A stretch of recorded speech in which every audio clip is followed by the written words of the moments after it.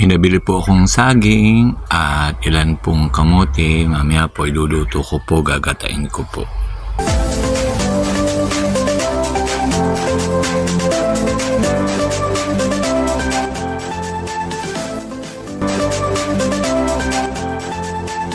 Hello po, magandang umaga po sa ating lahat. Hindi ko po muna naipakita ang mukha ko kasi po bagong gising po, medyo gulong-gulo pa po ang buhok. Nadinig po ako sa garden, inaasikaso ko na po rin aking po mga strawberry. Ngayon pong month na ito ay tagbunga na po, tagbulaklak na po ng strawberry. Kaya po nakakatuwa po. Napansin ko po sa garden, ang aking po mga strawberry ay nag-start na po mamulaklak. Ang ilang po ay may maliliit na pong bunga. Kaya po akin lang pong inaalsan ng mga tabi sa dahon para po mas lalo po siyang gumanda. Ang iba naman po ay mga bago ko pala ang tanim. Inaayos ko po ang kanilang lupa para po mas lalo pong gumanda. Mamaya po papakita ko pa po yung ilan pong mga strawberry ko na unti-unti na pong namumunga. Ito po ang ilan po sa tanim kong strawberry sa aking pong hanging pots na DIY na plastic bottles. Ay ang dami na pong bunga din. May ilan na rin pong hinog. Ito po kinuha ko na. Nakakatuwa po. Ang laki din po. Namumunga rin po naman ng malaki. Din po kasi sa garden, dalawa po ang variety po ng strawberry. Yung pong maliliit at yun naman pong ganito na pong kalaki pag po na naalagaan ng ayos. Kaya po nakakatuwa po. Ang laki na. Malapit ng mahinog. May bunga na. Dami ng bunga. Naman eh. Yung manin kung ano. Sa pinipitas. Doon sa pinakatangkay. Yung animula na kuko mo. Di na. Oo, yung parang kukulbitin mo ng kuko. Yan, yung isa pa. Tapos hugasan mo at pwede mo nang... Kainin. Oo, yan. Pakita mo nga. Hindi nga manin lang. Hindi mainit. Red na talaga siya. Kakulay din ang damit mo. May binili po akong saging at saka po kamote nung kami po ay mag-grocery sa Rosario. Ito po ang aming aamusalin ng mami, kaya po ginayat ko na po maliliit ang kamote po at saging, and then iluluto ko na po. Madali lang naman pong magluto ng ginataang saging. Pagtuko naman po sa gata, may nabibili na naman po na ready na po na gata, kaya madali lang po. Pag po nailagay natin ang kamote at saka saging, lalagyan natin ng gata. Pag medyo malapot man po, pwede pong dagdagan ng tubig. Kaya po, at saka pwedeng timplahan po natin ang tamang tamis po.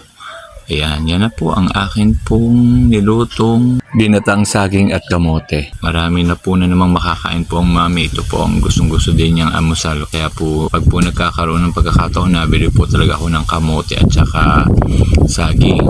Masarap nga din po ito kung may kalahok pa pong iba, kagaya po ng ube. Ang iba po nilalagyan pa po ng iba't iba pa pong pwedeng isama po sa gata. Kaya po masarap po ito. Tingnan nyo muna kung masarap. Masarap na agad. Masarap? Ang luto? Ba? Malasa? Yan, humingi pa ng dagdag. Naubos na yung una. Nakakain na po ng ginataang kamote at saka po saging. Nagpapahinga na po din sa garden. Natutuwa pong magtingin-tingin po ng mga nagdadapuan pong ibon. Nakakatuwa po ang mga ibon din sa garden. Maamo po, palibasa po nilagyan ko ng birds feeders na pwede po silang magtuka-tuka. Kaya po marami po din na dapong ibon. Hindi naman po may ilap ay nabibidyohan ko nga po ng malapitan. Kaya po pag po gusto kong tumambay sa garden, alin po ang aking kabisihan din. At habang hindi po ako nag-garden ay nagbibideo po ako ng mga ibon-ibong dumadapo po din sa garden. Nakakatuwa po kasing pagmasdan pag may mga ibon sa puno. Nagkakaintindihan po sila. Sila po ay ilan din sa garden.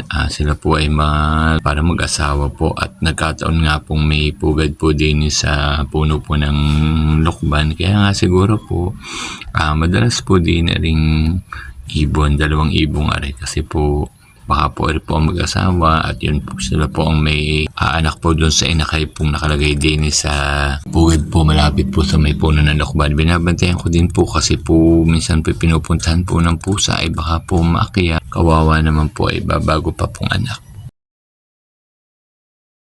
Busog pa po na kinain po nung umaga nung almusal yung pong ginataang kamote at saka po saging ay may natira pa po ay ang ginawa ko na po pinirito ko naman po at ayun naman pong pirito pong kamote at pirito pong saging tapos may palamig po akong coke ay sabi ko po sa mami ay wag na tayong magtanghalian na rin naman ang ating gawing tanghalian okay lang naman daw po.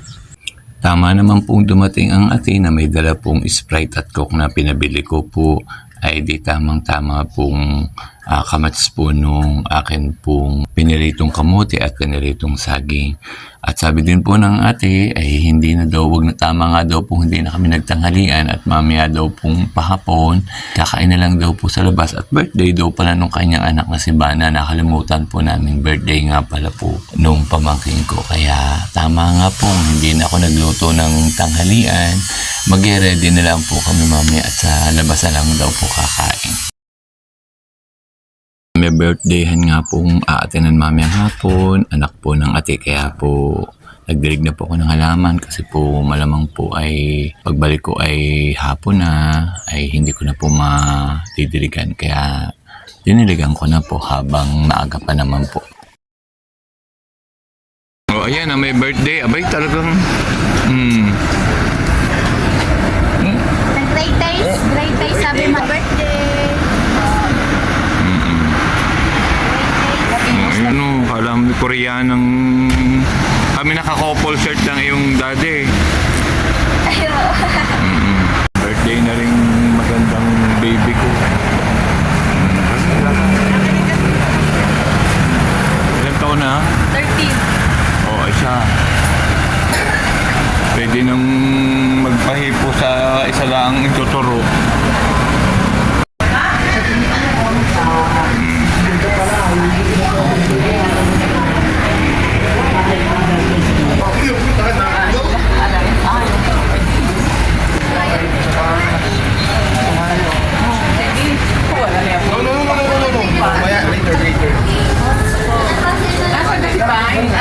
Si Bana, ako lang gusto niya. Mga yung pasalubungan. O yan. Yung ano ng bawi, Oo, ganito pala sa Tagaytay. Oo, ano yung gusto ng maming Motoseko. O yan, o. Napapunta tayo ng Tagaytay. O, harto tayo sa Tagaytay. Bahala na sa ating mati. Malagi tayo naging masaya. O yan, sa Tagaytay. O, pili ang celebrant ng gusto, baby. Lahat naman yung masarap.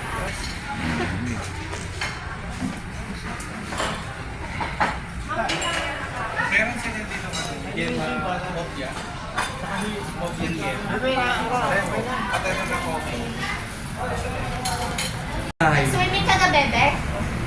Pang-apat na swimming. Kaya nag-ibang kung ano. Oh, Marlene, masarap sa Tagaytay. Mainit pa rin nga sa Tagaytay. Dito? Sa Tagaytay. Tawa. At nasa Tagaytay.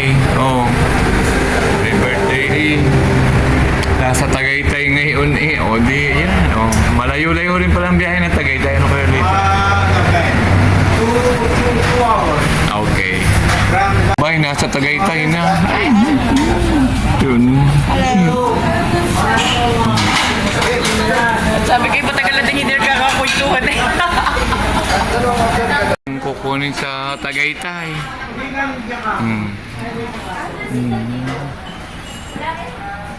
Tapos si Keisha sabi, sa Tagaytay hindi malamig nga ata.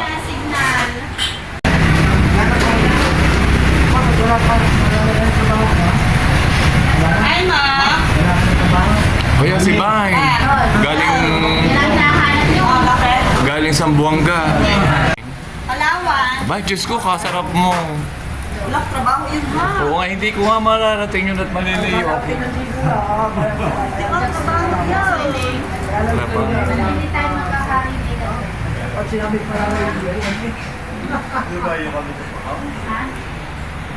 May na happy birthday mo ngayon ba? Kaya nga, alam mo naman natin lahat aming mamilip pa. Wala nga ano Ay, ba, hindi ba sa mga may birthday, lagi tayo may Sa cake? Jollibee nga lang ako pupunta. Ay sabi ay paano Hindi lang nakapunta si Bain doon sa kay Keisha. Ano nga yung kay Keisha? Cake? Ano nga yun? Lang kami, lang ka doon. Yung kontis. Kasi... Oh, nag-ready pa. Bana. Nag-ready pa. Auto signal. Bakit? sabi ko parang kulang ang plato. Doon daw din sila sinilagyan. Bakit hindi na tayo? Oh, atay ka. Kukuha na ng mga kanin at mapiraso yung pangalan. Happy birthday! To you. Happy birthday, happy birthday, happy birthday to you. Happy birthday, Hana.